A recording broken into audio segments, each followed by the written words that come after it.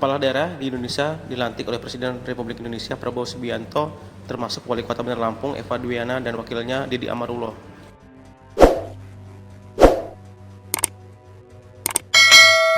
Pasca pelantikan kepala daerah tersebut, terpantau pelayanan publik di Gedung Satu Atap Pemkot Bandar Lampung tetap berjalan dan lancar.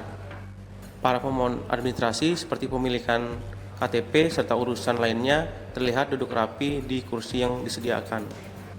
Pemohon pembuatan KTP, Talita, warga Kecamatan Tribut Selatan, mengatakan pihaknya datang ke Gedung Satu Atap untuk mengurus KTP.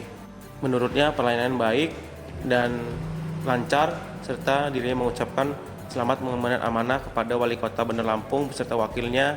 Semoga amanah dan bisa lebih baik lagi untuk memimpin Kota Bandar Lampung. Ada Eva ya, benerin jalanannya karena kami pengendara motor tuh kadang suka jatuh gara-gara jalanan itu bolong-bolong. Juga tadi itu Lampung ini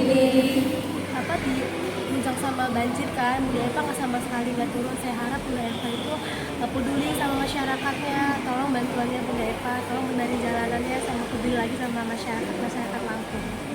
Yang di Teluk, yang di Kota Karang, itu yang di bawah sini juga ada yang ke Ponegoro itu. Artinya harapan kita Riki. Iya. Jalan-jalannya tolong dibaikin ya Bunda Eva. Kalau misalnya Enaknya bagus, ramah-ramah, kakak-kakaknya, bapak-bapaknya, semuanya memuaskan. Aku lagi ngurus surat kematian ayah saya.